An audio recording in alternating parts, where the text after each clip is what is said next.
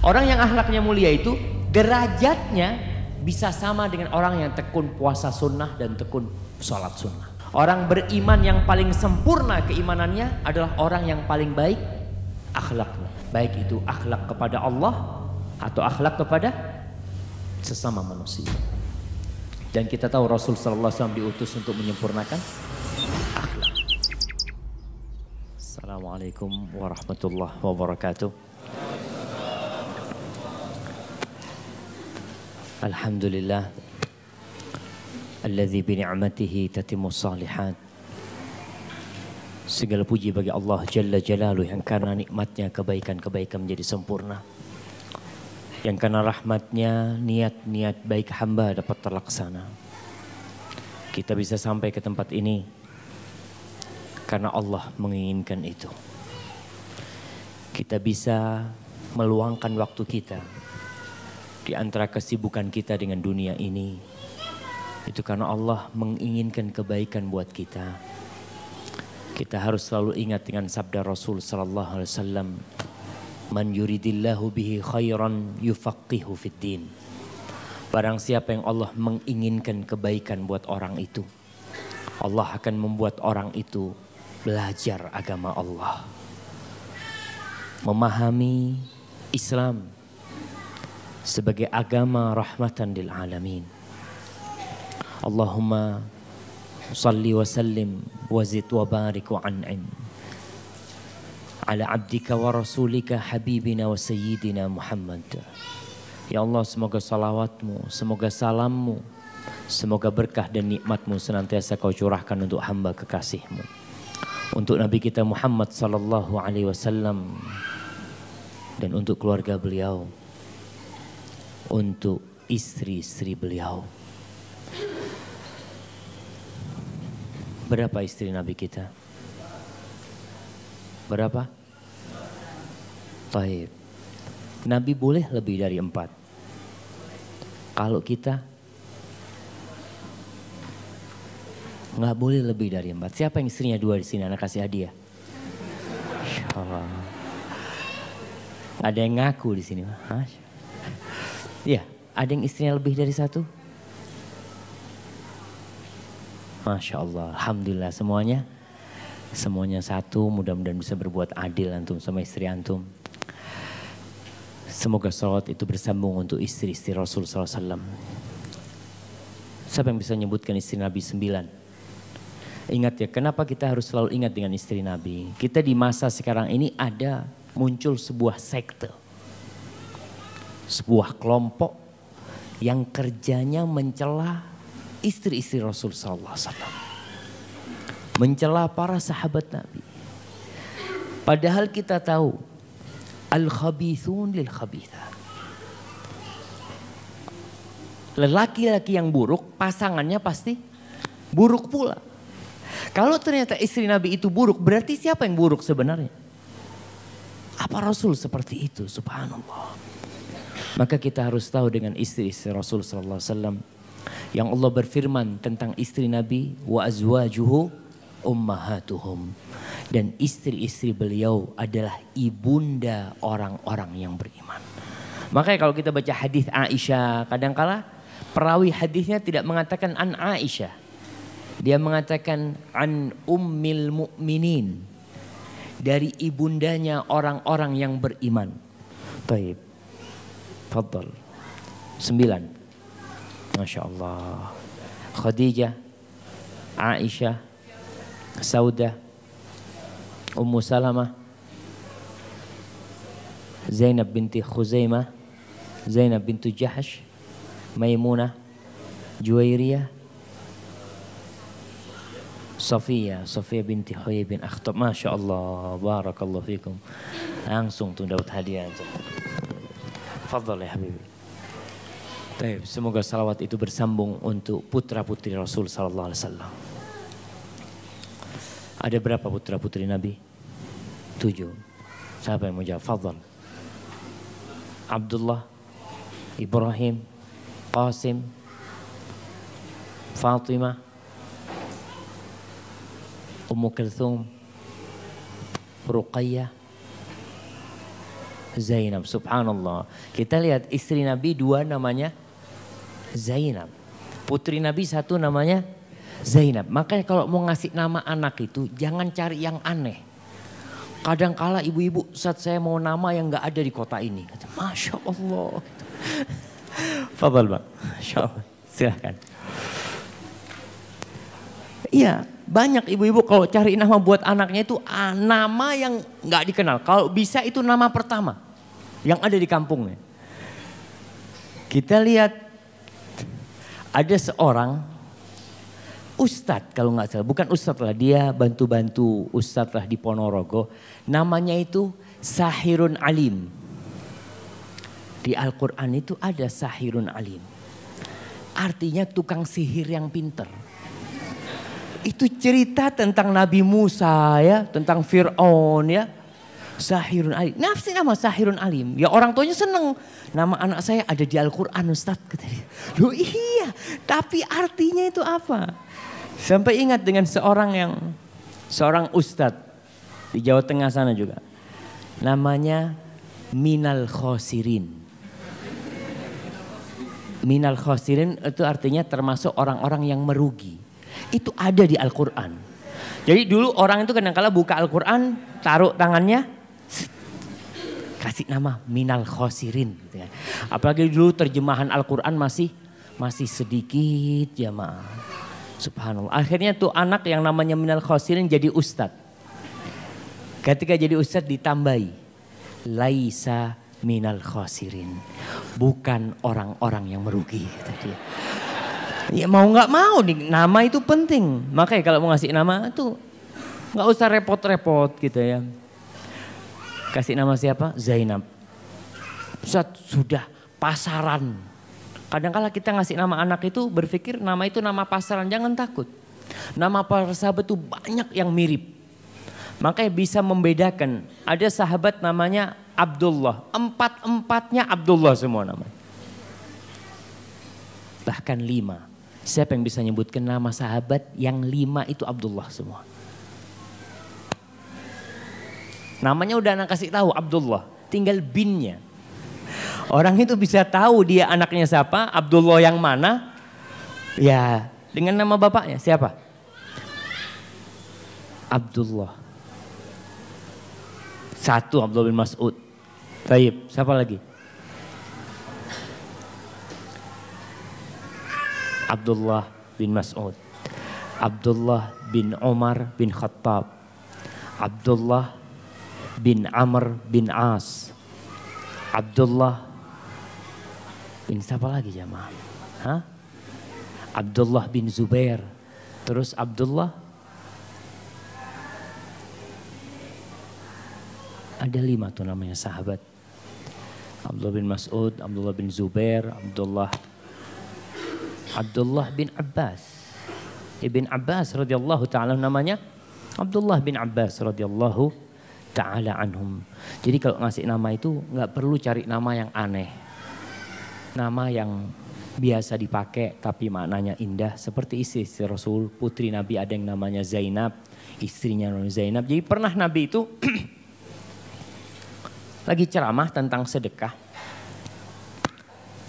Istrinya Ibnu Mas'ud, Abdullah bin Mas'ud namanya Zainab. Abdullah bin Mas'ud miskin, bukan orang kaya. Bahkan ya dia makan lewat istrinya. Istrinya itu pintar menenun ya, dia bikin tenunan, dia jual, makan dari sana. Akhirnya Zainab suatu hari pulang dari Masjid Nabawi ngomong sama suaminya. Suamiku mulai besok aku gak mau bantu kau lagi, kata dia. Aku kepingin sedekah. Nabi tadi ceramah suruh sedekah, kata dia. Sedangkan aku gak punya apa-apa kecuali hasil dari tenunanku itu. Kata Abdullah bin Mas'ud, gak apa-apa, Allah gak akan meninggalkan kita. Tapi coba kau tanya dulu. Dah berangkatlah istrinya Ibnu Mas'ud Zainab ini menuju ke rumahnya Rasul SAW. Sampai rumahnya Nabi, di situ ketemu Zainab lain. Zainab dari Ansor, dari orang-orang Ansor. Abdullah bin Mas'ud dari orang-orang Muhajirin. Sama, kedua Zainab ini mau bertanya tentang masalah sedekah. Ketemulah sama Bilal bin Rabah. Bilal, tanyakan kepada Rasulullah masalah sedekah kita nih buat suami kita. Akhirnya kata Ibnu Mas'ud, kata Bilal, kau tanya langsung sama Rasulullah SAW. Masuklah Bilal memintakan izin. Ya Rasulullah, Zainab. Ada 2 Zainab di pintu sana. Ayyuz Zayanib. Zainab yang mana? Karena banyak Zainab. Maka kata Bilal, Zainab imra'atu ibni Mas'ud. Istrinya Ibnu Mas'ud. Dia tanyalah kepada Rasulullah SAW masalah sedekah itu. Kata Rasulullah SAW, yang kau berikan kepada suamimu itu bernilai sedekah. Jadi gak perlu jauh-jauh sedekah. Sedekah sama siapa? Sama suami. Yang miskin suaminya. Karena jangan ada perempuan-perempuan kaya, suami-suami kaya. Supaya uangnya gak habis, dia kasihkan kepada suaminya. Suaminya nanti balikin. Sebagai nafkah, nih aku kasih nafkah kau gitu kan. Muter duitnya, gak boleh yang seperti itu. Jadi kalau memang suaminya miskin gak masalah, itu bernilai sedekah. Dan semoga salat itu bersambung untuk para sahabat Nabi. Yang terutama untuk Abu Bakar Siddiq, untuk Umar bin Khattab, untuk Uthman bin Affan, untuk Ali bin Abi Thalib. Dan untuk seluruh sahabat Nabi. Berapa jumlah sahabat Nabi? Jamaah. Kita ini ngaku cinta sama sahabat Nabi gitu. Tanyain jumlahnya nggak tahu Ustaz kata dia. Berapa jemaah? Kira-kira. Kalau ada yang dekat anak kasih hadiah. Yang dekat nggak jauh. Berapa? 200.000. Jauh bang. Masih jauh tuh. Terlalu banyak itu 200.000. Rasul SAW ketika haji wada. Kira-kira yang hadir pada waktu itu 114.000. Itulah sahabat-sahabat Rasul sallallahu alaihi wasallam. Amma ba'd, malam ini adalah kajian pertama kita. Maka sebelum kita ngaji tentang rute menuju pintu surga, kita perlu mengaji tentang adab. Bagaimana cara kita menuntut ilmu. Di tempat ini kita melihat ada yang muda dan ada yang tua. Tidak ada yang telat menuntut ilmu. Rasul sallallahu alaihi wasallam mengatakan fadlul alimi 'alal 'abid ka fadlil qamari lailatal badri 'ala sairil kawakib. Kata Rasul sallallahu alaihi wasallam, keutamaan orang yang berilmu di atas orang yang ahli ibadah itu seperti keutamaannya rembulan pada malam purnama dibanding dengan bintang-bintang.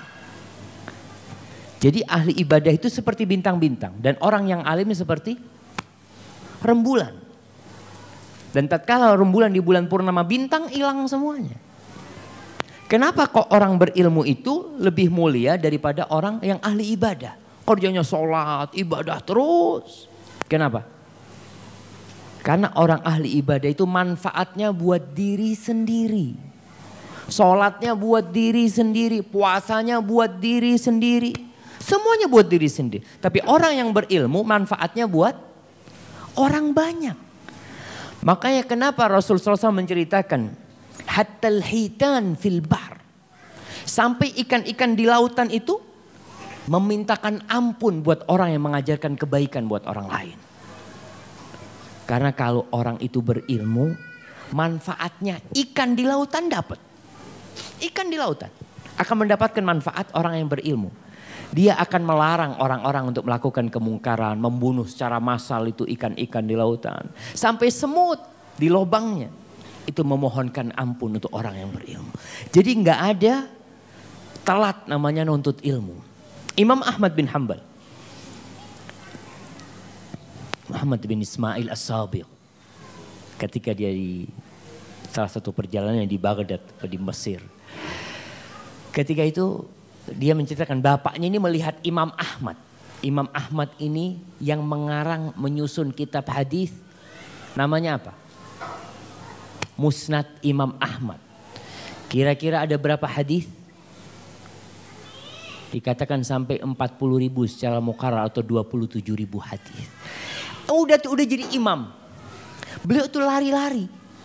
Sandalnya dipegang, dia lari-lari sama anak-anak muda yang lagi nyari ilmu hadis. Muhammad bin Ismail As-Saghi melihat Imam Ahmad seperti itu, akhirnya dia mengejar Imam Ahmad. Dikejar. Kata dia, "Ya Aba Abdillah, ila mata ta'du ma'a haula'i sibyan?" Wahai Abu Abdullah, sampai kapan kau akan berlari-lari menuntut ilmu sama anak-anak itu? Ditoleh sama Imam Ahmad, kata Imam Ahmad, ilal maut. Sampai mati. Nggak ada. Nggak ada istilahnya kita sampai umur tertentu udah cukup. Nggak ada. Orang yang menuntut ilmu itu seperti orang yang mencari harta. Man humani la yashba'an, kata Rasulullah SAW. Dua orang yang berambisi yang tidak pernah puas. Talibu ilm wa talibu malin. Talibu ilm, penuntut ilmu dan penuntut harta. Nggak bakal puas. Orang yang nuntut harta itu pun kalau dia punya hotel ini, apa kira-kira dia akan cukup? Udahlah cukuplah anak punya satu hotel. Nggak bakalan. Dia ingin dua. Orang yang menuntut ilmu seperti itu pula. Dia tidak akan pernah puas karena setiap kali dia mendapatkan satu permasalahan, dia akan muncul permasalahan lain yang dia ingin tahu. Yang jadi masalah sekarang para jamaah, orang yang nuntut ilmu agama ini dulu ya, bukan sekarang. Kebanyakan yang menuntut ilmu agama ini orang-orang yang nakal. Dulu kita kalau masih kecil nakal, maka ditakut-takutin sama orang tua. Kau kalau bandel, aku masukin pesantren. Masya Allah. Jadi kalau bandel baru masuk pesantren. Kalau nggak bandel, jadi dokter aja kau gitu kan. Akhirnya kumpul di pesantren itu anak-anak bandel semua. Bener. Saya lulusan pesantren, kita di pesantren itu ada yang tukang minum. Masuk pesantren. Jadi sama orang tuanya itu, masukin yang nggak sholat, masukin pesantren. Akhirnya kita punya kualitas ulama-ulama yang sedikit ulama kita. Saya ingat waktu masuk pesantren tahun pertama itu muridnya 35. Lulus tinggal 5 orang. 30 hilang semuanya. Karena memang orang-orang yang terpaksa dimasukkan untuk menuntut ilmu agama. Padahal kunci masuk surga itu ya ilmu agama. Coba dalam setiap sholat kita mengatakan ihdinas siratal mustaqim. Ya Allah, tunjukkan kepada kami jalan yang lurus ya Allah. Di mana kita mendapatkan jalan yang lurus itu? Kalau bukan di Al-Quranul Karim.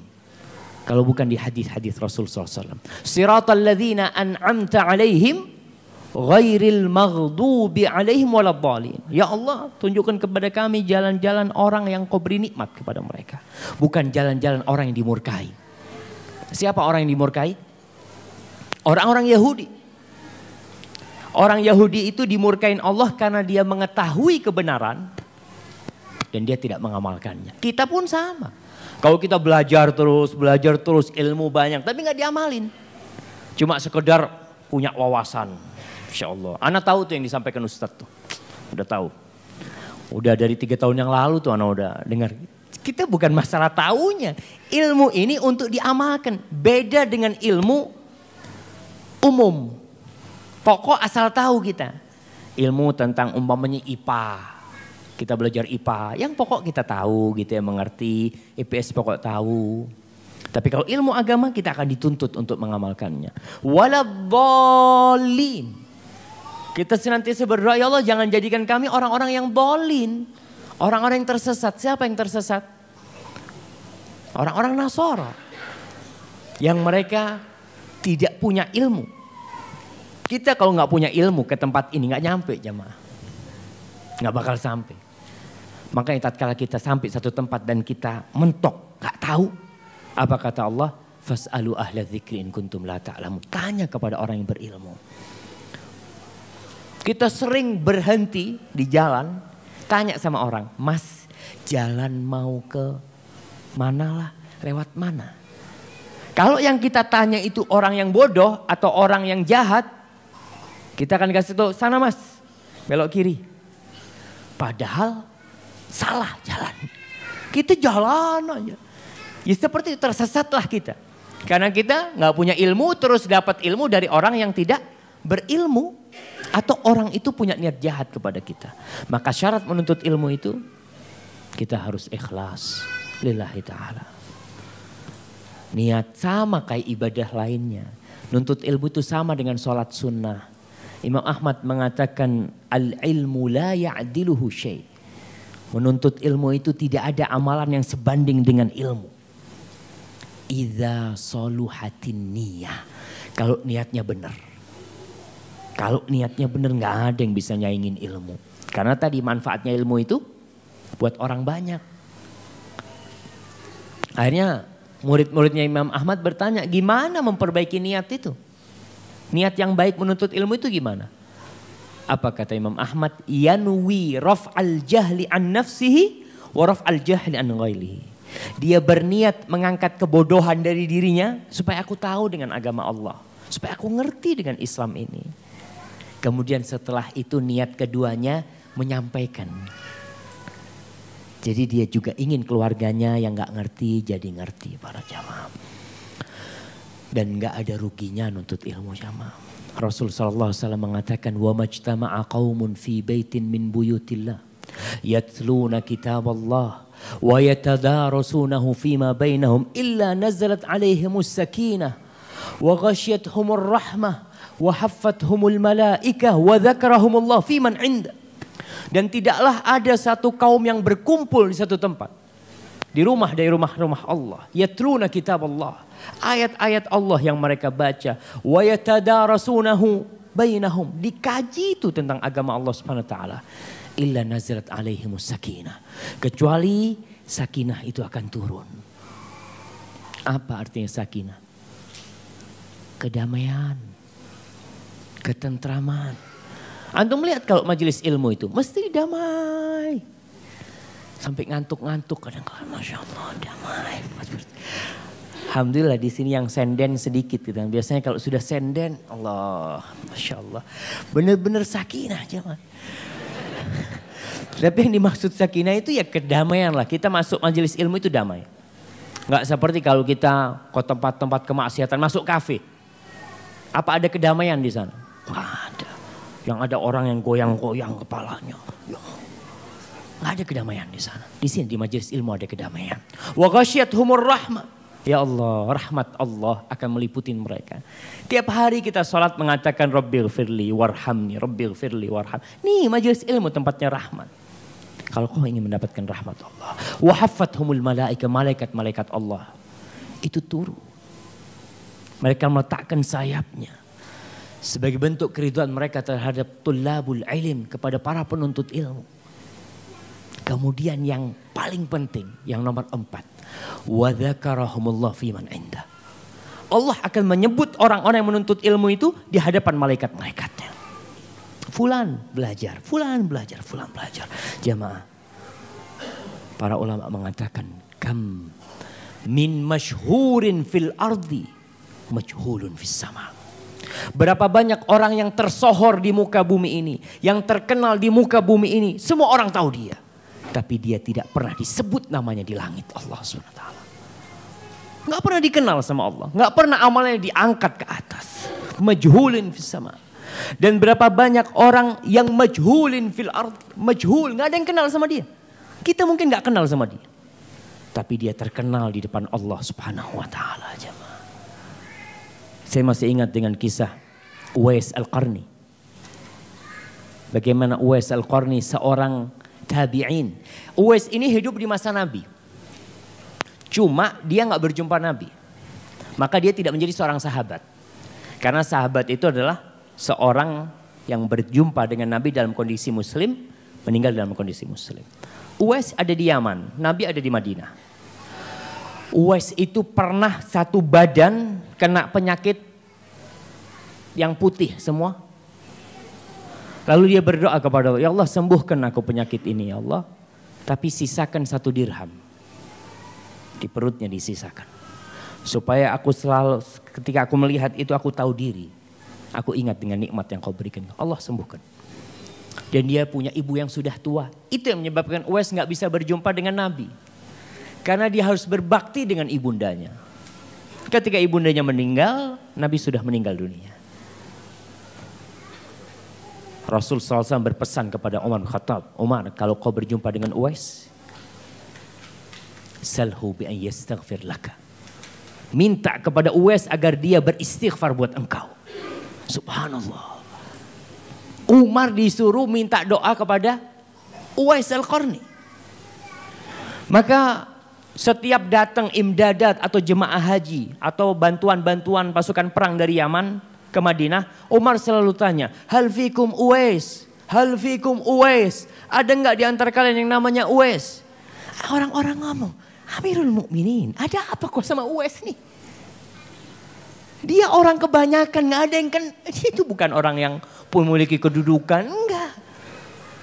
Umar tanya selalu, mana Uwais? Sampai akhirnya datang Uwais. Ketika datang Uwais, anta Uwais min Qaran, engkau Uwais dari Qaran, dari kabilah Qaran. Iya kata dia. Engkau yang punya penyakit putih kemudian engkau berdoa dan Allah sembuhkan kecuali tempat 1 dirham. Iya kata dia. Apa kata Umar? Istaghfirillah li. Mintakan ampun kepada Allah buat aku kata Umar. Kata Uwais, ya Amirul Mukminin, engkau ya Amirul Mukminin. Masa pantas kau minta doa sama aku gitu. Akhirnya Umar minta. Karena Nabi berpesan, kalau aku berjumpa dengan engkau, aku disuruh minta doamu agar kau mau mintakan ampun buat aku. Subhanallah aja. Mulai Uwais terkenal. Namanya mulai terkenal, orang-orang pada tahu Uwais. Ketika itu Uwais menghilangkan dirinya. Dia berusaha untuk menjaga amalannya. Sampai dikatakan dia makan dari sampah. Ya sampah orang-orang kaya yang dibuang-buang. Suatu hari di Basrah, apa di Irak sana yang penting. Dia lagi lewat sampah, ada makanan yang bisa dimakan. Dia deketin makan. Ketika dia mau makan, ada anjing yang menggonggong. Maka Uwais mengatakan, kul mimma yalik wa akul mimma yalini. Kata dia, kau anjing makan dari sebelah tempat kau makan. Aku makan dari sebelah sini. Idza jawaztu sirat fa ana khairun minka. Kalau aku bisa melewatin sirat yang berada di atas neraka jahanam, aku lebih baik dari kau. Wa illa fa anta khairun minni. Tapi kalau aku tidak bisa melewatin sirat, kau lebih baik dari aku, kata Uwais. Benar jamaah, binatang lebih baik dari kita apabila kita masuk ke neraka. Karena nanti kita akan kaji bagaimana binatang-binatang semuanya Allah mengatakan kepada mereka kunu turaban. Jadilah semuanya debu. Ketika itu orang-orang berharap menjadi debu. Karena azab dan siksa yang Allah berikan begitu besarnya. Maka para jamaah, kita nuntut ilmu nih. Untuk memperkenalkan diri kita kepada siapa? Kepada Allah. Kita datang ya Allah ke majelis ilmu. Supaya suatu saat tatkala kita butuh sama Allah, Allah ingat sama kita. Kalau tidak, kalau kita nggak pernah datangin tuh rumah-rumah Allah, tempat-tempat kajian itu, kapan Allah akan kenal kita jamaah? Ma'asyiral muslimin rahimakumullah. Kemudian menuntut ilmu itu jangan meremehkan ilmu yang dituntut. Kadang-kala orang berpikir, jauh-jauh cuma dapat 1 hadis, 2 hadis, subhanallah.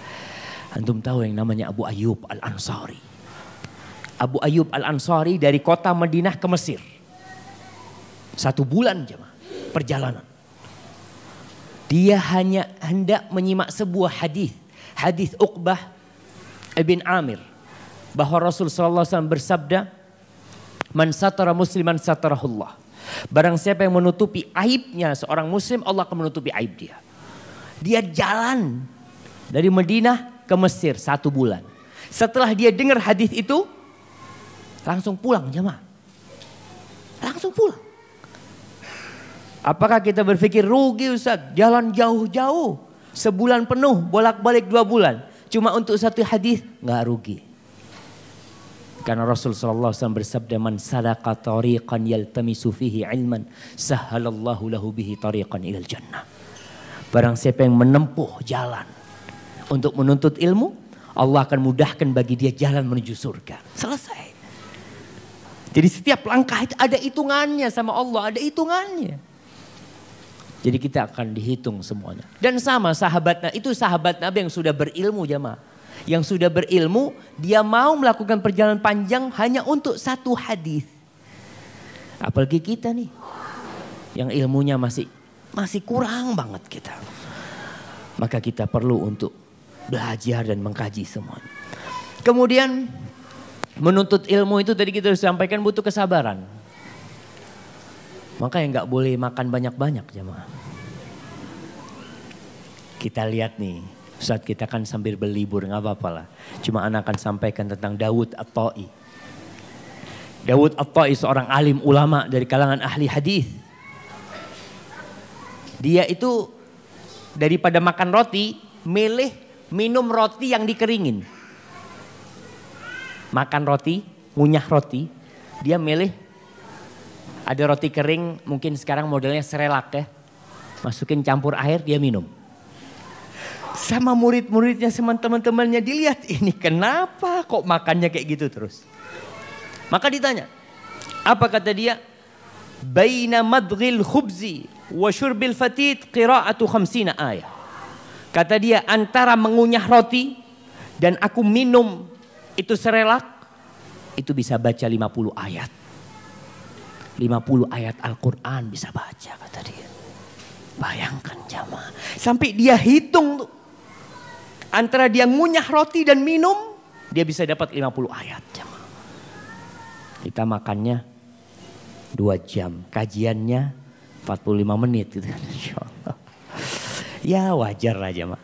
Tapi mudah-mudahan kita bisa lebih semangat lagi untuk ngaji. Allah berfirman, yarfa'illahu alladhina amanu minkum walladhina utul ilma darajat. Allah mengangkat derajat orang-orang yang beriman di antara kalian. Dan yang berilmu beberapa derajat. Allah akan tinggikan. Kita yang punya hafalan Al-Quran cuma 3 surat. Apa sama dengan yang hafalan Al-Qurannya 30 surat? Nggak sama aja. Allah nggak mungkin menzalimi hambanya. Allah itu sangat adil dan sangat pengasih. Sebanyak Al-Quran yang kita hafal, sebanyak itu pula derajat kita akan naik. Karena kita nanti di padang mahsyar, ketika sudah masuk surga, Allah akan memerintahkan Iqra warattil kama kunta turattil fid dunya. Iqra warqa warattil, baca kau akan naik tingkatan. Seperti orang naik lift mungkin. Disuruh baca. Seperti kau baca di dunia. Akhir posisimu nanti itu di akhir ayat yang kau baca. Kalau yang kita hafal cuma qul huwallahu ahad, qul a'udzu birabbil falaq, qul a'udzu birabbin nas, berhenti jamaah. Kita biasanya kalau untuk akhirat itu qanaah. Cukup Ustaz. Kita lihat soft pertama, kalau ke masjid, mesti soft pertama itu sepi. Orang softnya kemana? Softnya ke dinding-dinding. Cari tiang-tiang ya, Masya Allah. Soft pertama kata enggak, fadol. Jadi ingat kalau kita lagi di soft kedua, kemudian soft depan itu ada 1-0. Antum jangan ngomong tafadhol buat orang. Silahkan gitu kan. Ini surga nih. Rebutan kalau mau surga. Bahkan Rasul SAW menceritakan kalau mereka tahu dengan pahala soft pertama kemudian nggak dapat tuh illa anistahamu kecuali undian. Undian jemaah. Ngundi mereka. Karena Allah mengatakan wa fi dzalika falyatanafasil mutanafisun. Untuk surga itulah seharusnya kalian berlomba-lomba. Tapi kita kadang-kala untuk surga itu nggak berlomba-lomba, untuk dunia rebutan. Ma'asyiral muslimin rahimakumullah. Itu muqaddimah cukup. Insyaallah kita masuk ke buku kita. Ana akan mulai dari yang terakhir. Dari bab adab. Karena bab adab ini agak ringan jemaah. Kalau bab yang pertama itu Ana lihat kalau sambil ngantuk-ngantuk ini kayaknya kurang zen. Hari pertama biasanya kecapean ya. Baru datang Ustaz, tidur belum sempet. Makanya lihat matanya pada merah semua gitu kan. Bab adab. Dan tadi sudah minta maaf panitia. Tulisannya kecil-kecil banget. Insya Allah. Yang kasihan ibu-ibu. Udah kecil gelap lagi. Di sana lebih susah lagi bacanya gitu kan. Tapi inilah namanya baru mulai jadi panitia daurah. Ya insya Allah ke depan bisa lebih baik. Tatkala kita di padang mahsyar nanti, itu amalan akan ditimbang. Dan yang paling berat di timbangan itu apa? Husnul khuluq. Kata Rasul sallallahu alaihi wasallam, "Ma min syai'in yudha'u fil mizan athqalu min husnul khuluq." Enggak ada amalan yang lebih berat di timbangan kelak di padang mahsyar nanti. Ketika timbangan dipasang semuanya, lebih dari akhlak yang mulia. Wa inna sahibal husnul khuluq, orang yang akhlaknya mulia, la yablughu bihi darajata sahibis shaum was shalah. Orang yang akhlaknya mulia itu derajatnya bisa sama dengan orang yang tekun puasa sunnah dan tekun sholat sunnah. Sama derajatnya jamaah. Gara-gara apa? Husnul khuluq. Akhlaknya mulia dia. Maka kita perlu pelajari nih tentang akhlak yang mulia. Dan Rasul sallallahu alaihi wasallam mengatakan akmalul mu'minina imanan ahsanuhum khuluqan. Orang beriman yang paling sempurna keimanannya adalah orang yang paling baik akhlaknya. Bukan yang paling baik, bukan yang paling banyak hafalannya, bukan. Bukan yang paling tekun sholatnya, bukan. Tapi yang paling sempurna akhlaknya. Baik itu akhlak kepada Allah atau akhlak kepada sesama manusia. Dan kita tahu Rasul sallallahu alaihi wasallam diutus untuk menyempurnakan akhlak. Maka kita perlu mencari adab karena ada hal-hal yang berkaitan dengan adab dalam kebersamaan kita di sini. Yang pertama, hadis yang pertama nih. Kalau tadi Jabir bin Abdullah atau Abu Ayyub Al-Ansari berangkat ke Mesir untuk satu hadis, kita malam ini insya Allah akan membaca banyak hadis. Mudah-mudahan itu bekal buat kita untuk masuk surga Allah Subhanahu wa taala. Dalam hadis riwayat Muslim, Rasul sallallahu alaihi wasallam ditanya tentang apa itu kebaikan. Beliau mengatakan albirru husnul khuluq. Kebaikan itu adalah akhlak yang mulia. Wal ithmu ma haka fi sadrika wa karihta an yattali alaihi nas. Kebaikan itu akhlak yang mulia.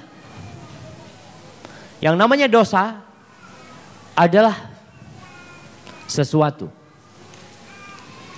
yang apa terjemahannya di sini? Yang tercetus di dadamu. Bukan nih terjemahannya. Sesuatu yang muter-muter di hati, yang mengganjal di hati. Sesuatu yang mengganjal di hatimu dan kau tidak ingin orang lain tahu. Itu dosa.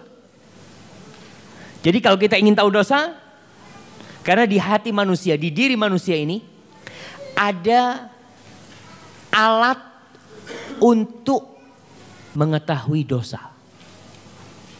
Allah mengatakan fa'alhamaha fujuraha wa taqwa. Allah ilhamkan di hati kita. Sehingga kita tahu ini kayaknya dosa nih. Kadang-kadang nggak perlu ada dalilnya tuh. Tapi hati kita sudah merasa nggak nyaman, nggak kepingin orang lain ngelihat, nggak kepingin orang lain tahu. Perbuatan kita itu dosa. Karena kalau kebaikan itu, ya hati kita akan lapang. Orang lain mau tahu, fadhal, gitu kan.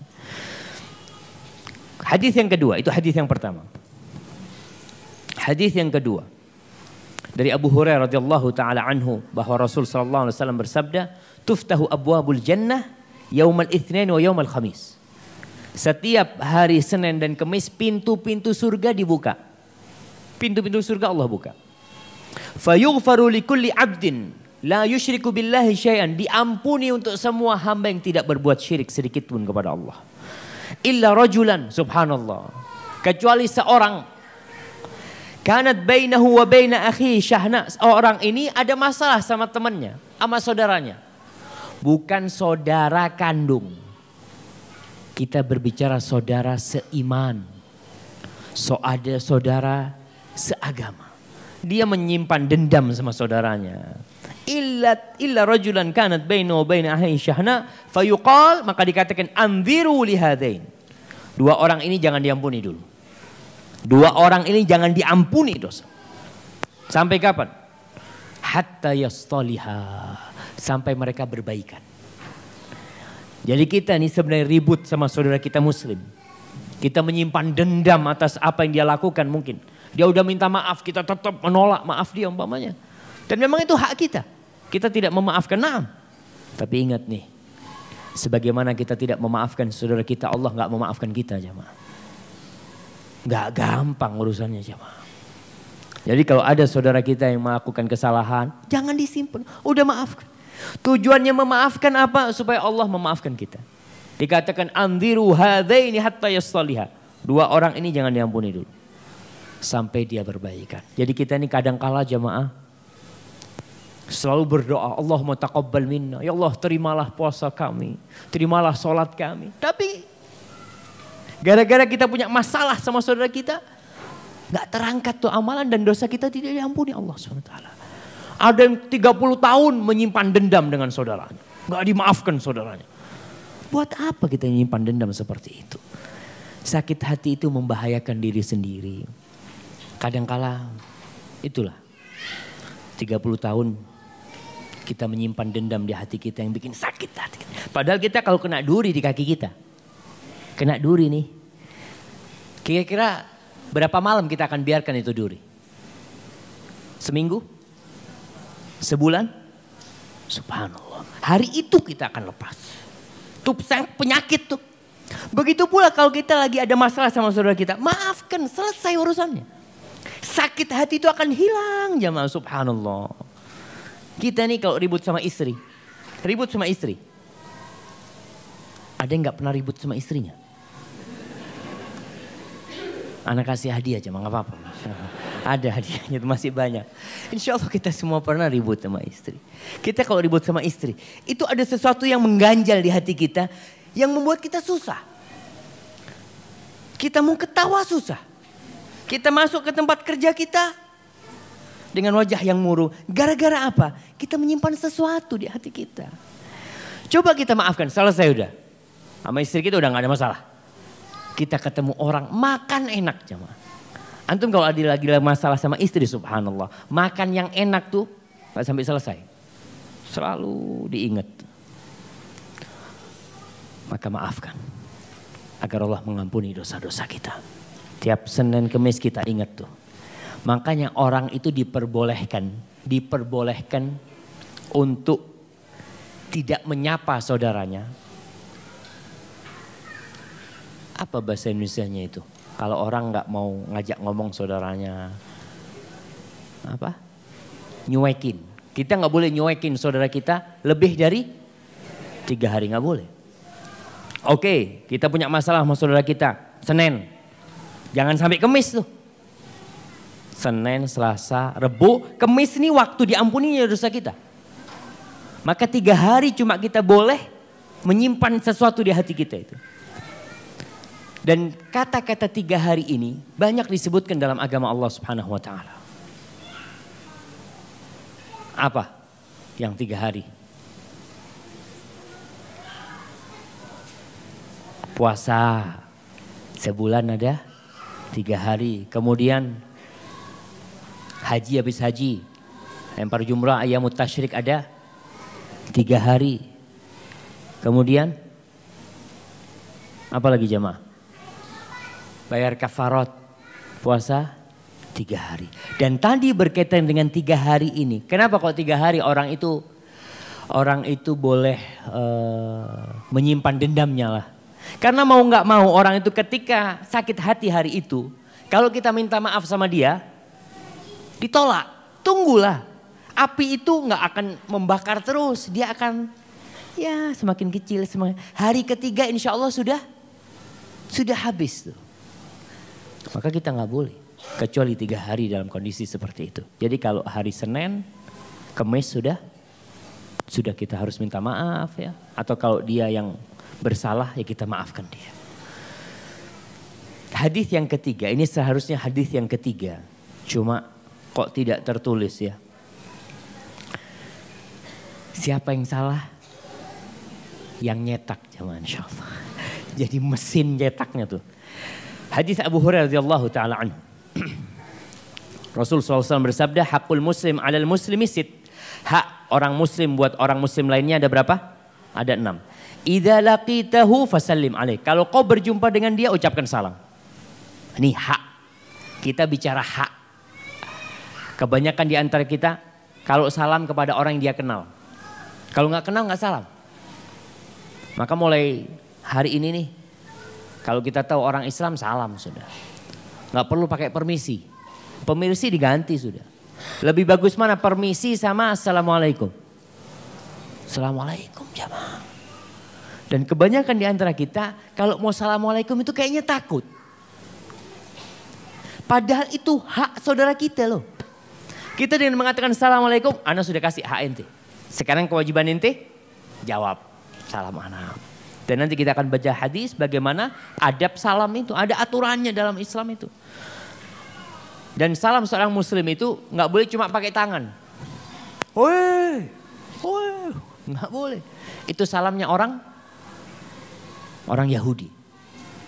Maka kalau kita dari arah jauh memberikan salam karena jauh suara kita nggak sampai, ucapkan assalamualaikum. Dia dari jauh pun akan menjawab waalaikumsalam walaupun suaranya nggak keras dari jarak yang jauh. Itu hak yang pertama. Dan ingat salam ini tidak harus dengan orang yang kenal. Rasul sallallahu alaihi wasallam mengatakan la tadkhulul jannah hatta tu'minu. Kalian nggak bakal masuk surga sampai kalian beriman.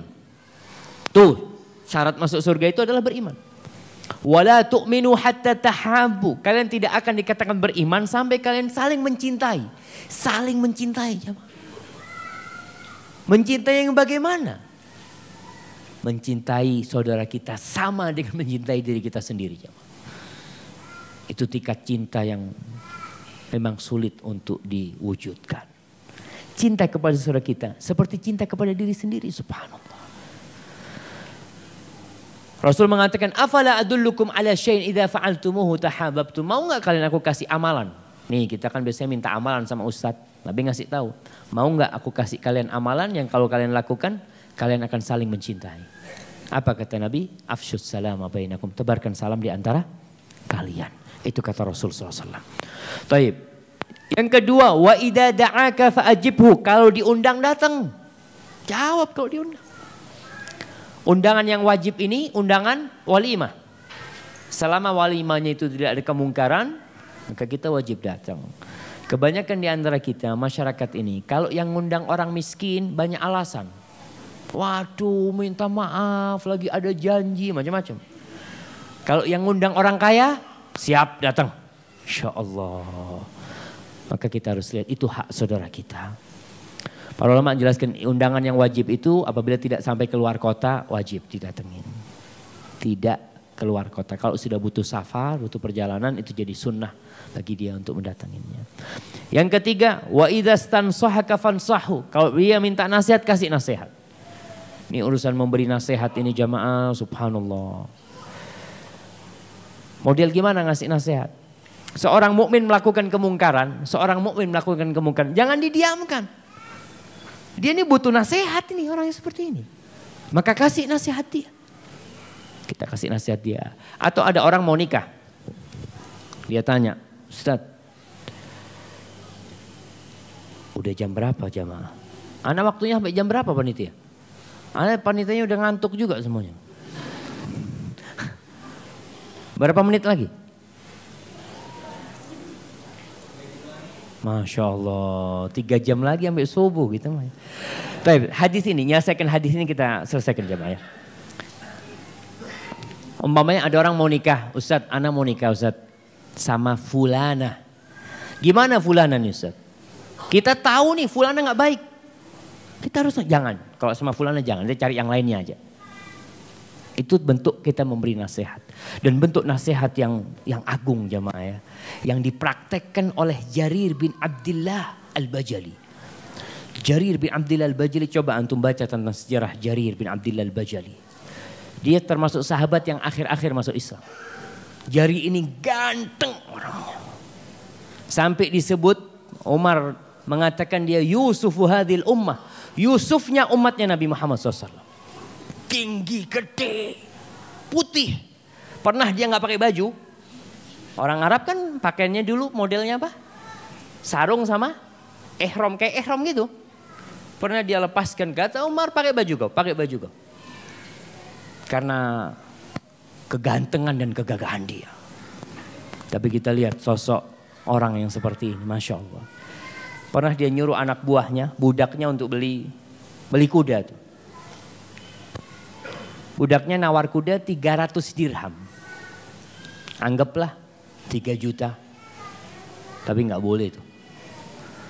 300 dirham dibawa supaya dibayar nih sama Jarir. Dilihat sama Jarir. Kudamu ini harganya 400. Mau ana beli 400. Ada orang nawar ke atas jamaah. Kata dia, terserah engkau wahai Aba Abdillah. Kalau kau mau 400 fadhal. Dilihat lagi 500 nih. Subhanallah jamaah. Sampai kena 700 atau 800. Disebutkan dalam riwayat itu. Dibayar. Si anak buahnya bingung lihat majikannya. Dikasih harga murah, dibeli harga mahal. Apa kata Jarir? Ketika kenapa kau melakukan hal itu? Kata Jarir, bayatu Rasulullah SAW. Ala nushi li kulli muslim. Aku telah berbaiat kepada Nabi agar aku memberikan nasihat kepada setiap orang muslim. Tuh orang mungkin gak tahu harga jemaah. Kita kan paling seneng kalau dapat orang gak tahu harga kan. Wah sempatan gitu kan. Subhanallah. Tuh Jarir, enggak dia takut. Dia sudah berbaiat sama Nabi agar aku memberikan nasihat kepada setiap muslim. Maka dia memberikan nasihat itu. Sampai Jarir ini kalau jual beli, setelah dia beli, dia ngomong sama penjualnya. Katanya kau harus tahu bahwasanya barangmu itu lebih aku cintai daripada uangku ini. Supaya si penjualnya mikir, ente jadi jual apa enggak? Subhanallah. Itu sampai seperti itu memberikan nasihat jamaah. Kita ini sebagai seorang muslim, jangan pernah membeli barang orang yang butuh. Kecuali dengan harganya. Kecuali dengan harganya. Karena kita sebagai seorang muslim, kalau teman kita lagi butuh, ibunya sakit, dia jual HP-nya, jual mobilnya. Biasanya diapain? Diteken. Pasti dijual nih. Karena dia butuh. Tapi sebagai seorang muslim yang sejati, kita beli dengan harganya. Dan kita ngomong, kalau ente punya duit lagi mau ente tebus, ente beli gak apa-apa. Kita katakan seperti itu. Atau kita bantu dia. Itu nasihat buat seorang muslim. Dalam perdagangan pun, kita nih di Indonesia ada yang isinya bisnis-bisnis susah. Saudara-saudara, sohib-sohib. Tapi bisnis, enggak dalam Islam. Tetap bisnis itu ada kaitannya dengan saudara.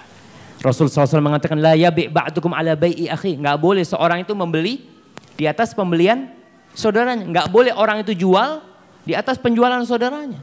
Kita udah habis sekarang kita melihat seperti ini. Di airport dijual di Cengkareng. Subhanallah, waktu itu saya turun ada restoran yang banyak toko-tokonya itu. Kursinya jadi satu. Pas saya lagi makan, ada orang datang ditawarin sama satu toko, bawa apa? Bawa menunya, seperti itu kan. Silahkan. Toko yang lain datang ngasih menu lagi. Disodorin ke menu itu dia sodorin kepada pembeli itu. Padahal belum selesai sama orang yang pertama. Dalam Islam nggak boleh bisnis, tapi ada aturannya dalam Islam. Tunggu sampai selesai, dia nggak jadi, baru kita sodorkan. Nih barang kita nih. Seorang syekh di kelas cerita di Madinah, katanya dulu di Madinah itu hujan itu sering turun 25 tahun yang lalu. Itu cerita 10 tahun yang lalu syekh. Berarti 35 tahun yang lalu kira-kira. Itu hujan begitu dahsyatnya untuk kota Madinah. Sekarang jarang hujan kata syekh. Apa sebabnya? Al-ukhuwah yang hilang jamaah. Syekh cerita dulu. Biasanya pedagang di pasar induk Madinah itu. Pasar induk itu biasanya kan berapa kios kan penjualannya sama gitu kan. Berapa kios gitu. Itu mereka dulu kalau pagi-pagi sarapan bareng kios-kios itu. Bareng-bareng sarapannya. Selesai sarapan, sudah semuanya pada buka. Toko yang pertama biasanya orang datang kan mesti masuk toko pertama. Ketika ada pembeli, dia layanin. Pembeli kedua dia tolak. Alhamdulillah anak sudah dapat rezeki. Ente ke sebelah. Subhanallah jamaah. Sekarang kata Syekh, dari jauh rebutan. Antum melihat kalau tahallul ya, itu orang semuanya pada gini-gini. Ya Allah, Allahu Akbar. Sudah ukhuwah itu ya tadi, bisnis is bisnis sudah. Enggak, dalam Islam ada aturannya tuh bisnis. Rebutan seperti itu. Akhirnya hujan nggak turun. Karena mereka pun ribut di antara mereka sendiri. Yang ketiga, wa idza atasafa, yang keempat ya. Wa idza atasafa hamidallah fasammitu. Kalau dia bersin. Nih. Ternyata dalam Islam itu bersin ada aturannya. Ketika orang bersin, apa yang harus dia baca? Alhamdulillah. Orang yang mendengar harus menjawab apa? Yarhamukallah. Dan dia menjawab lagi yahdikumullah wa yuslih baluk. Itu hak saudara kita. Kalau dia bersin, suruh dia membaca alhamdulillah. Berkaitan dengan ini, ada seorang alim ulama lagi duduk, salah seorang di antara mereka bersin. Dia tidak membaca alhamdulillah. Maka kalau dia tidak membaca alhamdulillah, kita tidak mendoakan dia. Tapi alim ulama ini memberikan nasihat kepada dia. Ditanya, kalau orang bersin biasanya baca apa? Kata dia. Alhamdulillah, yarhamukallah, kata dia. Dia akhirnya baca alhamdulillah kan. Ketika ditanya, tapi dia nggak sadar ketika dia bersin itu membaca alhamdulillah. Maka kita doakan. Kita nih kalau mendoakan orang itu akan mendoakan kita. Dan kita tidak tahu dari mulut yang mana doa itu dikabulkan, jamaah nggak tahu. Maka jangan kadang-kala kalau yang bersin itu orang miskin yang kita biarkan. Kalau itu orang kaya, yarhamukallah Pak. Masya Allah. Ya Allah Akbar. Jangan membeda-bedakan seperti itu jamaah.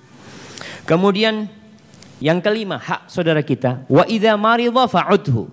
Kalau dia sakit, jenguk dia. Jenguk. Kita ini di Jakarta khususnya, kehidupan itu sudah nafsi-nafsi. Orang kerjanya pagi sampai malam kerja. Pagi sampai malam kerja. Nggak ada hubungan sama tetangga-tetangganya udah habis. Saudara-saudara semuslim, mungkin dia tanya, fulan mana? Oh fulan sakit kanker dan udah mati. Insya Allah. Baru tahu saudaranya udah mati. Karena memang benar-benar nggak care sama tetangga sama saudaranya. Fa'utu. Dan sekali lagi, kalau yang sakit itu orang berada, rebutan yang berkunjung jamaah. Padahal dia nggak butuh dikunjungin. Karena dia bisa, berobat sendiri dia bisa. Yang miskin yang seharusnya kita kunjungin nih. Yang dia yang mau dia makan nggak ada. Terkadang kita lupa, itu hak saudara kita. Kenal nggak kenal kita bicara, kenal nggak kenal. Maka bagaimana seorang muslim itu, kenapa dianjurkan sholat di masjid? Di situ dia menumbuhkan persaudaraan. Jalan ke masjid tiap hari 5 waktu. Assalamualaikum, waalaikumsalam. Masjid ketemu sama temennya. Terus ada hubungan batin dia sama saudaranya. Tapi kalau kita ketemu saudara kita cuma Idul Fitri, Jumat, Allah, Jumat di mana-mana kita. Tapi usahakan ya.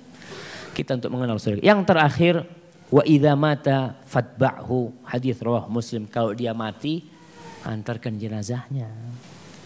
Hak saudara kita, kenal nggak kenal, tetangga kita meninggal, kita bisa meninggalkan pekerjaan kita, tinggalkan.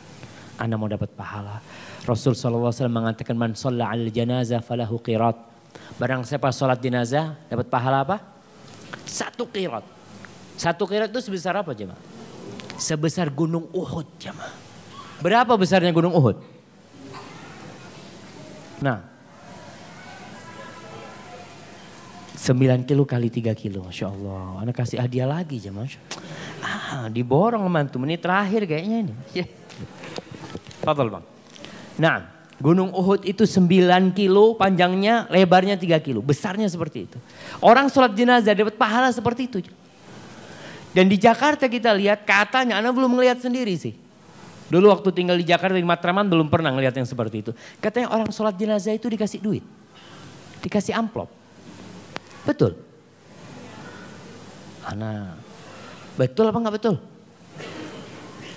Ada yang iya, ada yang enggak mungkin. Tergantung daerahnya. Itu dikasih amplop. Kebanyakan orang itu nunggu di luar enggak sholat jenazah. Yang sholat sedikit. Yang nunggu banyak di luar. Padahal inti yang kita berikan kepada jenazah itu doa waktu sholat itu. Kemudian barang siapa sholat jenazah kemudian mengantarkannya ke kuburan baru dapat 2 qirat. Ma'asyiral muslimin rahimakumullah, para jamaah, karena sudah malam nih.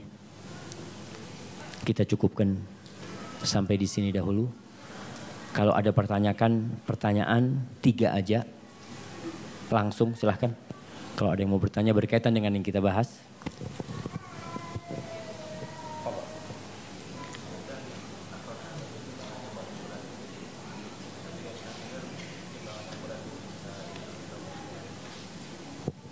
Nah, ini ada pertanyaan. Rasul SAW menyebutkan bahwasanya yang paling berat di timbangan adalah akhlak yang mulia. Tapi di hadis lain, kalimat la ilaha illallah itu membuat jomplang langit dan bumi. Beratnya seperti itu. Tidak bertentangan sebenarnya. Karena akhlak yang mulia ini baru akan berat di timbangan kalau ada la ilaha illallah. Kalau nggak ada la ilaha illallah, mau dia baik akhlaknya neraka tempatnya. Jadi la ilaha illallah itu syarat sebenarnya untuk akhlak yang mulia ini. Jadi akhlak yang mulia itu menjadi paling berat di timbangan setelah adanya la ilaha illallah. Tanpa la ilaha illallah, sebaik apapun orang itu, pandai bersedekah, mulia, tapi tidak pernah mengatakan la ilaha illallah, neraka di tempatnya. Akhlaknya nggak akan ada timbangannya kelak jamaah. Seperti itu, wallahu a'lam bishawab. Nah, pertanyaan kedua, silahkan. Bismillah. Berkaitan tentang memberikan nasihat, terkadang kita melihat beberapa saudara kita misalnya melakukan kesalahan, tetapi kita nggak kenal sama orang itu, dan rasanya kalau kita ngomong kayaknya nggak didengerin juga, atau bahkan bisa akibatnya lebih buruk daripada yang kita inginkan. Kira-kira gimana itu, Ustaz? Pertanyaannya dengar semua tadi. Ketika kita hendak memberikan nasihat kepada orang melakukan kesalahan, kita ini berpikir kalau ngasih nasihat dia nggak didengerin gitu kan. Bisa jadi nggak didengerin, bisa jadi berakibat lebih fatal lagi. Memang dalam mengingkari kemungkaran, dalam memberikan nasihat itu, tidak boleh nasihat yang kita berikan itu menimbulkan kemungkaran yang lebih dahsyat. Jadi jangan kita melihat orang nih lagi minum-minuman nih. Kita mau kasih nasihat tuh sama dia tuh. Kalau kita ngasih nasihat dia menyebabkan dia membunuh orang, jangan kasih nasihat. Karena buat apa kita ngasih nasihat ternyata dia malah melakukan kemungkaran yang lebih besar. Maka dalam kondisi seperti ini kita harus melihat kemungkinan nasihat yang Anda berikan itu apa dampaknya. Kalau dampaknya kepada yang lebih baik atau sama dampaknya, maka para ulama mengatakan kalau sama ya buat apa gunanya. Tapi kalau itu akan paling tidak mengingatkan dia. Karena ada orang jamaah yang tatkala kita kasih nasihat dia, mungkin dia nggak nerima. Nggak nerima dia karena kesombongan dia atau gimana seperti itu. Paling tidak dia akan mikir nantinya. Saya pernah memberikan nasihat kepada seorang melakukan kemungkaran. Tapi apa kata dia? Ana walaupun melakukan kemungkaran ini, tapi hati ana bersih, kata dia. Masya Allah. Jadi ana jadi bingung. Ya udahlah ana tinggal. Karena kalau sudah ketemu seperti itu, gimana mau dikasih tahu gitu ya? Dia merasa sudah bersih. Kan Allah melihat kepada hati, bukan? Allah itu melihat kepada hati dan amal. Hati itu urusan Allah, tapi kita sebagai hamba Allah melihat ya orang ini amalnya nggak benar ya kita kasih nasihat gitu kan. Allah tidak melihat kepada wajah, betul. Tidak mau lihat kepada postur tubuh kita, na'am. Wa innama yanzuru ila qulubikum wa amalikum. Jadi tatkala kita memberikan nasihat kepada seorang muslim, kita harus ada adabnya, jangan di depan orang banyak. Karena itu bukan nasihat. Kecuali yang sudah kenal, yang udah kenal baik, ya nggak ada masalah. Tapi kalau kita nggak kenal, jangan-jangan itu malah pelecehan terhadap dianya. Kemudian yang kedua, kalau kita tidak bisa mengingkari dengan lisan kita, hati kita tetap harus mengingkari. Paling tidak mendoakan orang itu. Ya Allah, mudah-mudahan orang itu dapat hidayah. Mudah-mudahan ada yang bisa menasihatin orang itu. Kita sebagai seorang muslim nggak boleh berhenti memberikan nasihat. Jangan ya biarinlah, bukan urusan ana gitu kan. Siapa sih dia? Tetap dia saudara kita. Kemudian para jamaah, kadangkala kalau ada orang ribut, lalu ada yang ikut campur. Apa kata orang yang ribut itu? Ada apa inti ikut-ikut? Siapa inti kata dia? Jawab, ana saudara inti. Ana saudara inti. Kalau inti bukan saudara anak nggak akan ngurus. Karena kita mendengar Allah berfirman, innamal mu'minuna ikhwah. Sesungguhnya orang-orang beriman saudara. Jadi karena saudara kita turut campur. Rasul SAW mengatakan unsur akhaka zaliman au madluman. Bantulah saudaramu, tolonglah saudaramu dalam kondisi dia zalim atau dizalimi. Kita bantu. Para sahabat ngomong, kalau yang dizalimi jelaslah Rasul, kita bisa membantu dia. Tapi kalau yang zalim ini gimana? Ya dengan cara menghalangi dia supaya dia gak berbuat zalim. Jadi kalau kita memberikan nasihat, kita lihat kondisi. Kemudian kalau orang itu punya kedudukan ya, orang itu terhormat ya, ngasih nasihatnya sembunyi-sembunyi, jangan di depan orang banyak ya. Lalu doakan dia. Wallahu a'lam bishawab, seperti itu. Nah, pertanyaan terakhir yang ketiga di sini. Nah, yang belakang tolong.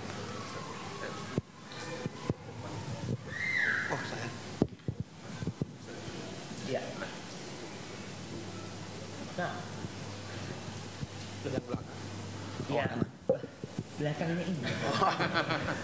Ya Ustaz, saya menyinggung tadi yang mukadimah Ustaz tentang membaca Al-Quran. Mana yang lebih utama, menseringkan hatam Al-Quran atau meningkatkan hafalan Ustaz? Nah, mana yang lebih utama, menambah hafalan atau menghatamkan Al-Quranul Karim? Dua-duanya. Jadi kita menghatamkan Al-Quran itu kan mungkin butuh waktu lama. Kita yang penting baca terus. Tapi untuk hafalan itu tambah tiap hari 1 ayat. Subhanallah jamaah. Kalau tiap hari 1 ayat, orang yang umurnya 40 tahun, anggap dari umur 30 tahun lah dia baca, dia menghafal lah. Umur 40 tahun berapa ayat dia hafal? 3.000, 10 tahun dia tiap hari 1 ayat, 3.000 lebih dia. Maka sesuatu yang tidak bertentangan, jangan dianggap bertentangan. Kita bisa menggabungkan keduanya. Tapi ada orang yang sudah gak bisa ngafal. Gimana Ustaz? Udah tua Ustaz, udah gak apa? Hafalannya itu udah gak masuk. Tapi jamaah kemarin di Medina itu ada perempuan umur 60 lebih, baru hafal Al-Quranul Karim. 60 lebih. Jadi kita punya jadwal membaca Al-Quran. Tiap hari 1 lembar. Kita punya target anak tahun ini hafal juz amma. Ya udah, dilihat juz amma itu berapa ayat dia harus hafal seperti itu. Jadi kalau dikatakan mana yang lebih mulia, dua-duanya mulia. Karena kita tahu membaca Al-Quran 1 huruf dapat 10 kebaikan. Kemudian kalau kita menghafal insya Allah akan menangkat derajat kita di sisi Allah Subhanahu Wa Taala. Jadi usahakan dua-duanya juga tambah seperti itu. Wallahu a'lam bishawab. Yang depannya atau yang terakhir? Oh di kertas ini, Masya Allah.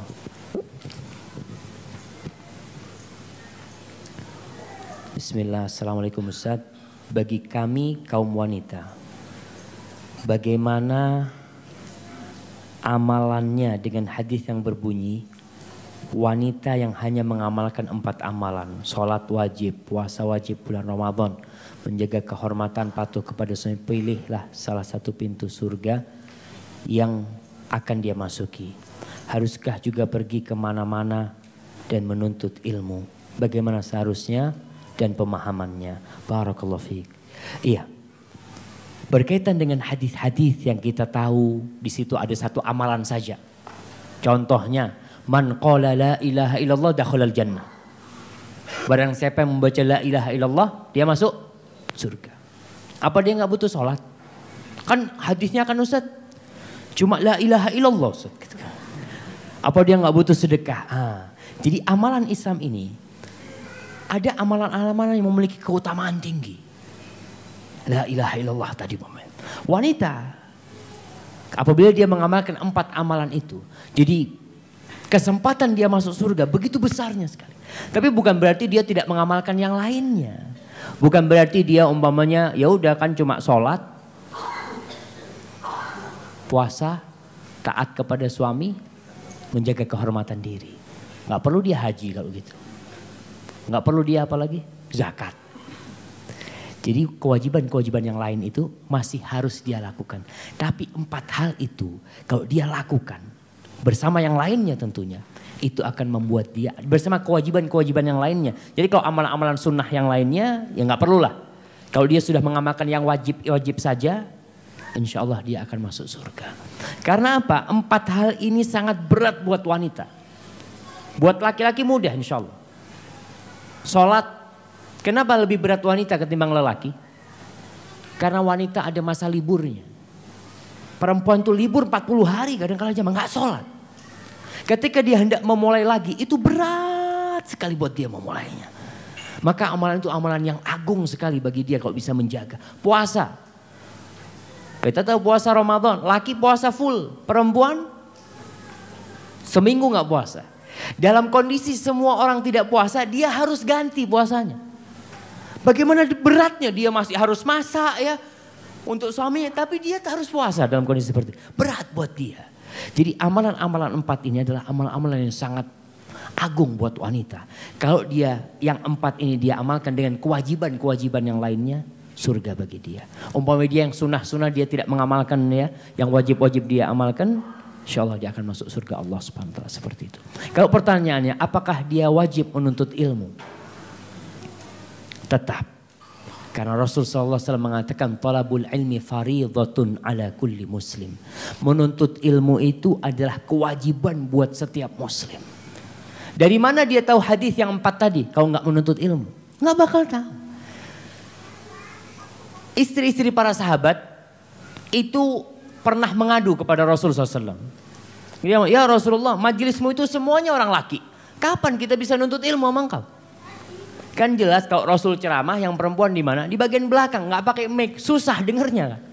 Mereka mau mendekat gak mungkin karena di depan laki semua. Akhirnya mereka minta waktu sama Nabi supaya ada pengajian khusus buat perempuan. Maka Nabi ngadakan pengajian khusus buat perempuan. Rasul fawa'adahunna fi bait fulan. Rasul memberikan janji rumahnya fulan. Tiap hari ini aku datang. Maka Nabi tetap memberikan ilmu. Karena ilmu ini dengan ilmu itu dia tahu mana yang halal, mana yang haram, seperti itu jamaah. Barakallahu fikum. Mungkin seperti itu salah satu makna hadis. Kita cukupkan dari ibu-ibu. Kayaknya udah ngantuk semua jamaah.